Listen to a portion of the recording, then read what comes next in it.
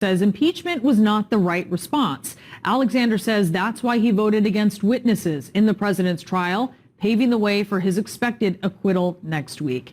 Let's dig deeper into this now with our experts and our analysts, starting with John Dean, who, of course, is former Nixon White House counsel. And, you know, John, you, of course, gave the key testimony in the Watergate investigation before the Senate Watergate Committee. What went through your head when you saw these senators voting against witnesses like you were during Watergate? Given the anticipation, Brianna, I was not surprised they didn't want any more evidence, particularly from somebody with firsthand evidence like Bolton. This would have made their vote all that much more difficult had they had witnesses. It would have been very difficult also to just have one witness, with Bolton testifying. He would have led to Mulvaney, who knows, probably Pompeo, Giuliani, others it would seem essential all of a sudden. But it really was disappointing and depressing that the great deliberative body of the Senate didn't want to deliberate on any of this information. And Michael Gerhardt, I wonder what you think about that, but also that you had the vote against witnesses in addition to last night a court filing revealing the administration actually had lots of emails, more emails showing the president's role in withholding aid from Ukraine. What does that say to you about this entire process and even the utility in it? Well, it raises a really good question about whether it is useful or whether it's broken, whether impeachment really is just completely ineffective.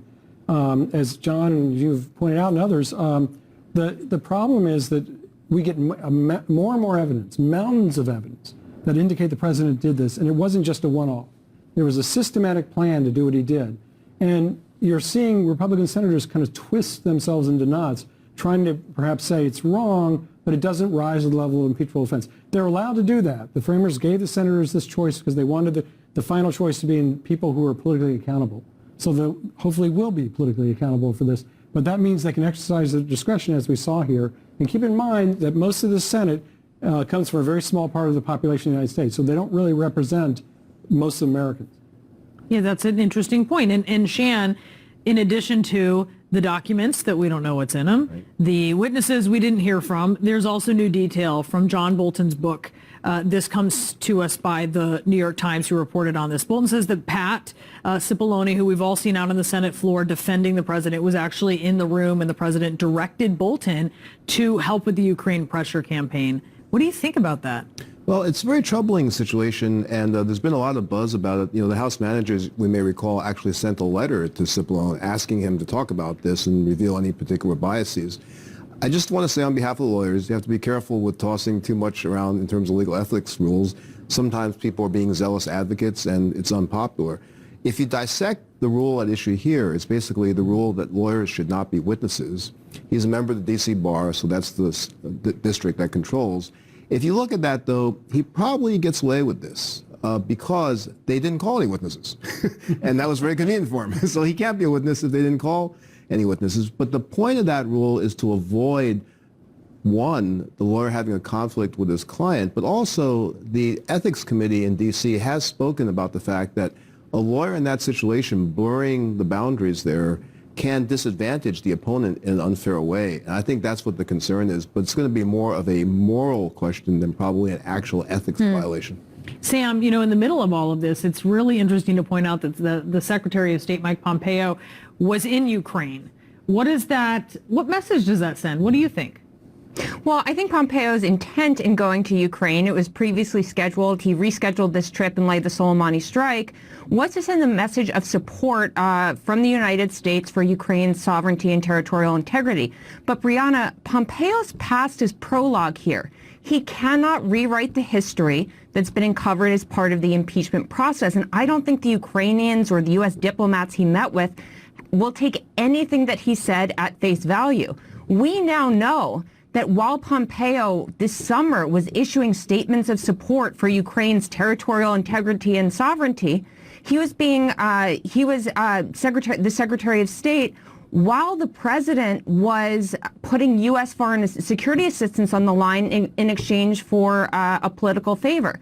He was issuing statements of support for Ukraine while Rudy Giuliani was undercutting U.S. foreign policy by trying to meet with President Zelensky and get political favors. And finally, I think Pompeo was going to Ukraine to try to issue support for the U.S. embassy there. But again, we now know that while he makes these statements of support for U.S. diplomats, he has failed to defend Marie Yovanovitch, who, by the way, we learned retired a day or two ago. And so for all of these reasons, whatever message Pompeo is delivering is directly undercut by the history that's been uncovered by the impeachment process.